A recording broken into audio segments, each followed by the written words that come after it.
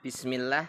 Assalamualaikum warahmatullahi wabarakatuh. Alhamdulillah wassalatu wassalamu ala sayyidina Rasulillah. Bagus Cahyo Purnomo di sini insya Allah akan memberikan satu materi terkait praktek ibadah puasa dan zakat. Dalam hal ini ada puasa wajib, puasa sunnah, zakat fitrah dan zakat mal ya. Semoga bermanfaat. Oke, tujuan pembelajarannya adalah satu, menjelaskan pengertian puasa wajib dan puasa sunnah. Yang kedua, menyebutkan rukun dan syarat sah puasa. Yang ketiga, menjelaskan tata cara pelaksanaan puasa dan zakat dengan benar sesuai syariatnya Gusti Allah, syariat Islam. Oke, langsung ke yang pertama, pengertian puasa atau as-shaum. Puasa atau shaum sendiri berarti menahan diri. Dan secara istilah artinya apa? Menahan diri dari hal-hal yang membatalkan puasa sejak terbit fajar hingga terbenam matahari dengan niat karena Gusti Allah Subhanahu wa taala. Dalilnya adalah A'udzubillahi minasyaitonirrajim. Bismillahirrahmanirrahim. Ya ayyuhalladzina amanu kutiba alaikumus syiyamu kama kutiba alal ladzina min qablikum la'allakum tattaqun. Wahai orang-orang yang beriman, kutiba ay furidha, telah diwajibkan oleh kalian apa asyamu, ya kan, puasa sebagaimana diwajibkan atas orang-orang sebelum engkau, sebelum kalian, la'allakum tattaquna, agar kalian itu bertakwa. Surah Al-Baqarah ayat 183. Kemudian beralih ke selanjutnya adalah jenis puasa. Ada puasa wajib, semisal puasa Ramadan setahun sekali, ada puasa qadha, kemudian ada puasa kafarat dan puasa nazar. Lalu ada puasa sunnah, puasa Senin Kamis itu puasa mingguan. Ada puasa Ayyamul Bid 13, 14, 15 Hijriah di tengah bulan itu ya, puasa bulanan. Ada puasa Arafah 9 Zulhijjah setahun sekali. Puasa Asyura juga sama, setahun sekali sebelum Muharram. Ada puasa Syawal 6 hari setelah Idul Fitri. Lalu ada rukun dan syarat puasa. Rukunnya itu satu, niat karena Allah di malam hari ya, sebelum azan subuh. Yang kedua, menahan diri al-imsak dari hal-hal yang membatalkan puasa sejak terbit fajar hingga matahari tenggelam. Lalu syarat sah puasa. Satu, Islam, dua, baligh dan berakal, itu sepaket ya.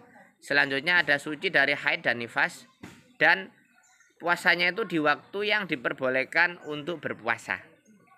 Lalu ada hal-hal yang membatalkan puasa. Hal-hal yang membatalkan puasa itu satu, makan dan minum dengan sengaja. Kalau yang nggak disengaja walau banyak lupa, nah itu nggak jadi soal, nggak masalah, nggak membatalkan puasa.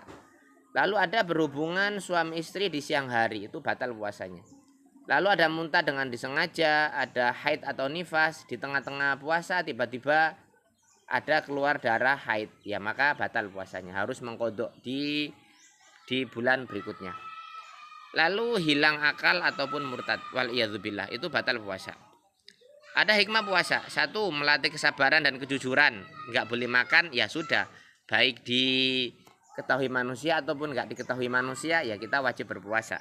Lalu menumbuhkan empati terhadap kaum miskin, karena kita lapar sehingga kita lebih empati terhadap orang yang lapar. Membersihkan jiwa dan tubuh dan meningkatkan ketakwaan. Jauh bertakwa insya Allah orang-orang yang berpuasa itu.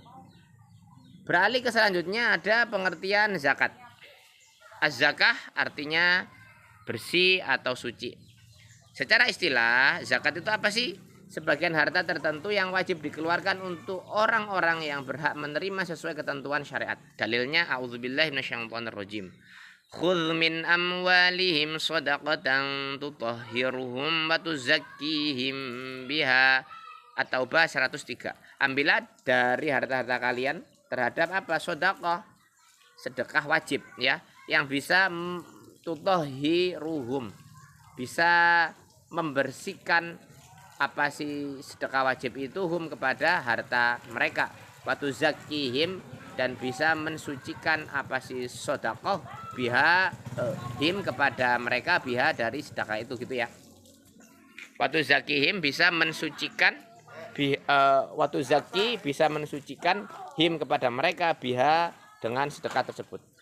Lalu ada zakat fitrah, pengertiannya zakat yang wajib dikeluarkan oleh setiap muslim menjelang Idul Fitri. Waktunya kapan? Setelah terbenam matahari di akhir bulan Ramadan sampai sebelum sholat Id. Lalu kadarnya ada 1 sok, kurang lebih 2,5 kg ya, bisa beras atau makanan pokok di penduduk tersebut. Penerimanya ada 8 golongan. Fakir, miskin, kemudian amil, mu'allaf, riqab, hamba sahaya ya.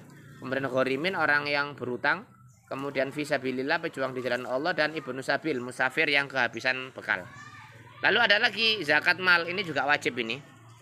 Pengertiannya zakat atau atas harta yang dimiliki jika telah mencapai nisab dan haul. Nisab itu 1 takaran gitu kan, sesuai dengan Islam. Kemudian haul itu melampaui 1 tahun. Jenis hartanya emas dan perak, uang simpanan, hasil pertanian, kemudian perdagangan, hewan ternak. Kadar umumnya ya 2,5% dari total harta jika telah mencapai nisab dan haul. Nah, sekarang ada hikmah zakat. Bisa 1, membersihkan harta dari sifat kikir. 2, menumbuhkan solidaritas sosial karena mudah untuk berbagi. 3, mengurangi kesenjangan sosial. Yang keempat, mendekatkan diri kepada Gusti Allah Azza wa Jalla. Penutup khotimah. Puasa dan zakat itu adalah 2 rukun Islam yang memiliki nilai ibadah dan sosial yang sangat tinggi. Dengan melaksanakannya dengan benar, seorang muslim akan mencapai kesucian jiwa, keberkahan harta, dan ketakwaan kepada Gusti Allah Subhanahu wa taala. Dalilnya di surah Al-Hujurat ayat 13 yang artinya sesungguhnya orang yang paling mulia di antara kamu di sisi Allah adalah orang yang paling bertakwa. Atqakum, ya kan, orang yang paling bertakwa. Demikian, walafu minkum, mohon maaf atas segala kekurangan. Jazakumullahu khairan katsiran wa barakallahu fikum. Sampai jumpa di kesempatan yang akan datang. Assalamualaikum warahmatullahi wabarakatuh.